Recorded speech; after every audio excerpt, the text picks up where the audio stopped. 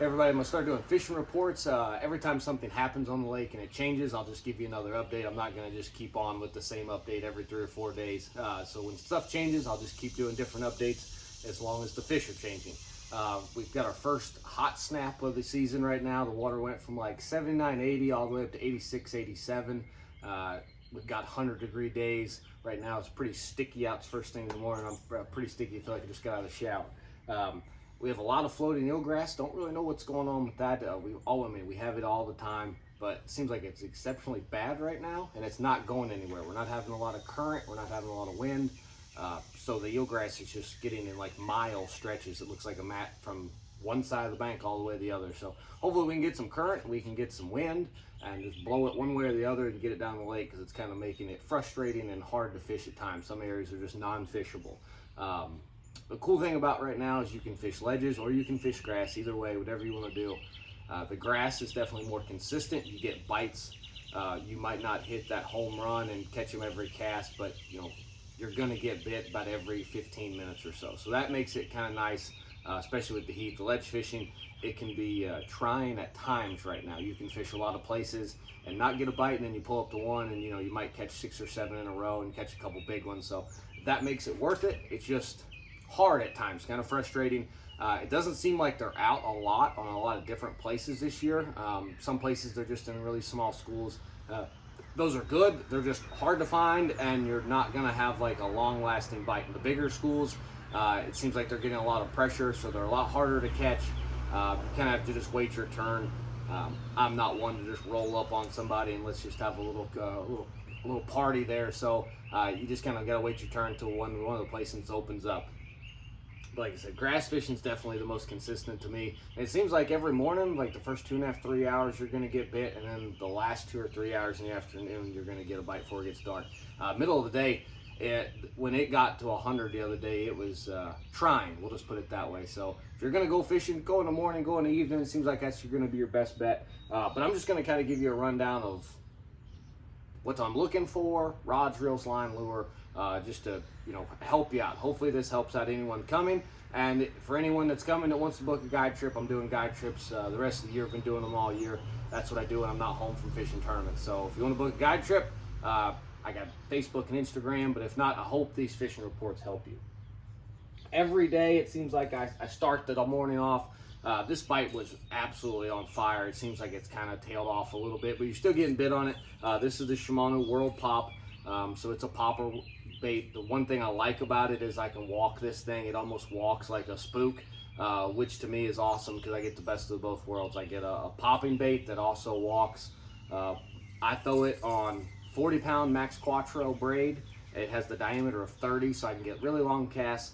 I put a leader. I don't like straight braid, so I got about a 10, 15-inch monofilament. This is P-Line's topwater line. I really like it. It floats the bait. The one thing you want to do is tie a loop knot. That makes all the difference in the world to having the correct action. You can really make that thing walk in place. As far as reels go, this is a 150 Karadu MGL XG. I like the XG. I can take up a lot of line, especially when one bites it on a long cast. I can get him in pretty quick. And if you're just going to reel it in, because you got floating eelgrass on it, I can reel it in, get the grass off though again. Rod is very, very crucial. This is a 611 medium plus Poison Adrena.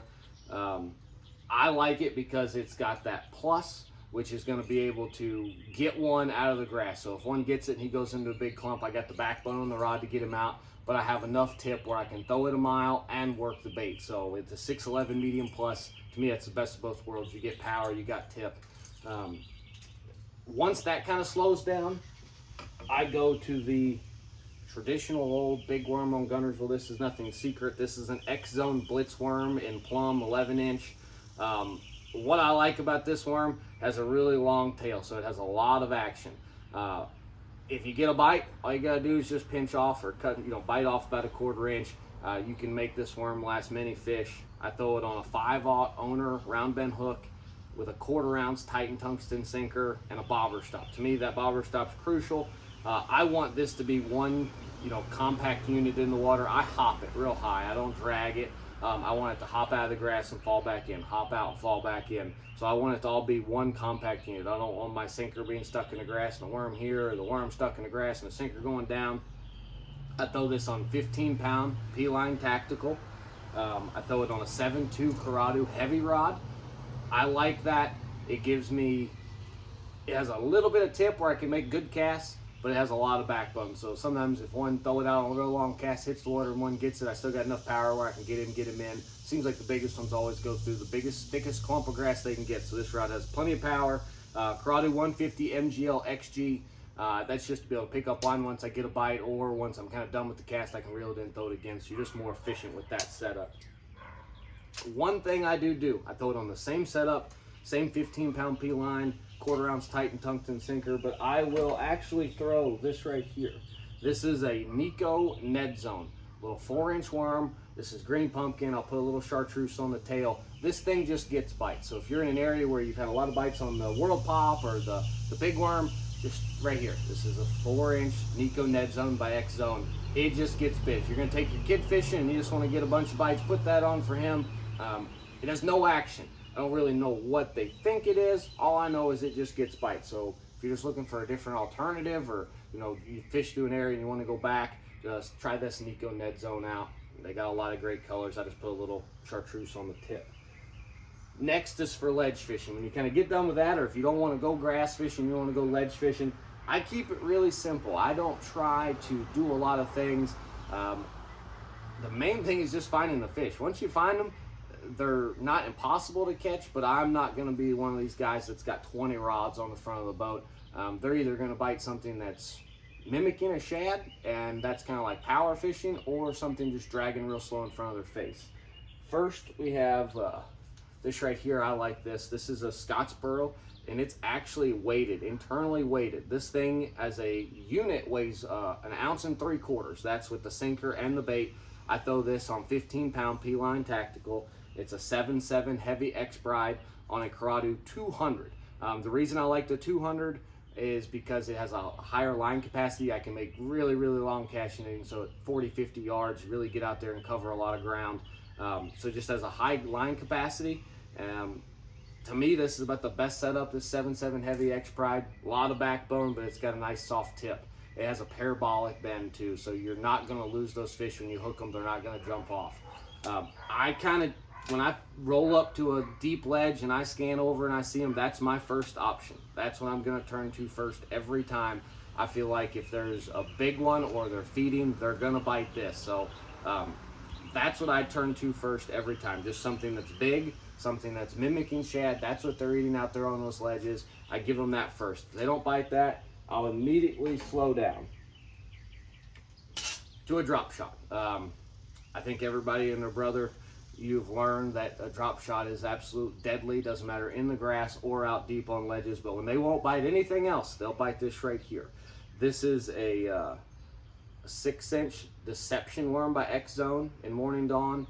It floats. That's one great thing about that bait, is when it's on the bottom and you're not doing anything, that actual bait is floating outwards in the water, so it's not going to lean, just not hanging down. I throw it on a 1/4 ounce or 3/8 ounce Titan tungsten drop shot weight. It really just depends on the current. If you're going to be fishing, if they actually are pulling water, or you're fishing 20, 25, will go to 3/8. If you're fishing grass with it, or you're fishing like 10 and 12 foot ledges, I just go with the 1/4 ounce. I got a 7-foot medium Karadu spinning rod, and then I have a twin power Shimano reel. I love the twin power of all the Shimano spinning reels. That is my favorite. It has the smoothest drag. It's like butter. So to me, this is a dynamite setup. I throw it on 8-pound Power Pro V2. I really like the V2 for spinning. It's really slick. It's really soft limp, long cast. It's really easy to work with. And then I throw it on a 6 or 8-pound P-line tactical leader. I throw kind of a long leader, like 20, 25 foot. I just like a long leader. I've got used to a long leader, and that's just what I throw. To me, they're not gonna see, I don't want them to see the line at all. I don't even want the braid to be up there 10 or 12 foot. I think sometimes I say fish are dumb, but I think they're geniuses at times. So anything I can do to try to get more bites, and that kind of is like 6 and 8 pound. If you feel like you should be getting more bites, just go to 6. I've seen a difference in it. I don't know why 6 to 8 matters so much, but I've seen it where between 6 and 8 pounds, the difference between catching 10 and catching 2. So that's the setups I got now. I try to keep it simple on guide trips. I don't want 40 rods out and everyone wanting to do something different. This has worked for me for years, and it's going to continue to work. So when you're out there at Guntersville, hopefully try these things.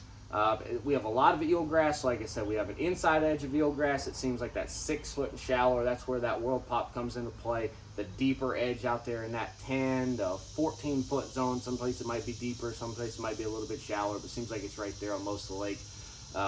And then the ledges, it doesn't really matter to me from 10 all the way out to caught some at 28 foot this last couple weeks. It just really depends on what part of the lake you're in. Sounds like the northern part of the lake, ledges are a little bit shallower. Down by the dam, ledges are a little bit deeper. We definitely have more grass up towards Goose Pond, BB Comer. Out there on the river channel, there's a bunch. You can go for miles and miles and miles. And the lower end, there's a bunch. Browns doesn't have as much as it had last year. Allreds has a bunch. Seabold's covered up with it. So you got a lot of options now. So hopefully this fishing report helps.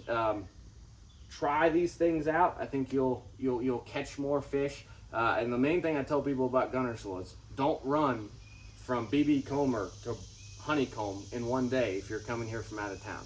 You know, stay in an area, pick you a little zone, and just fish. Every place on this lake has fish. That's the great thing about it. You can put in at any boat ramp and probably put your trolling motor down and have a great day. But the whole lake's got them. I don't think there's one end of the lake or the other that is actually better.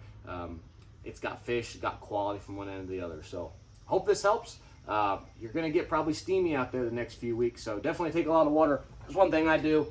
I don't like to go through the little bottles. I just bring a gallon with me. That way I got to keep it underneath the seat. So hope this helps. And check in. Next time the fishing changes, I'll give you another update. We're hopefully weeks away from like starting to frog and flip. That's my favorite time of the year. So hopefully that's coming up. And then we'll have a lot of good fishing ahead. So check it out. Come to the lake. It's a great lake. It's fishing as good as I've seen it in years and years and years. It's been about 10 years since I've seen it fishing this good for quality and quantity. So come fish Guntersville.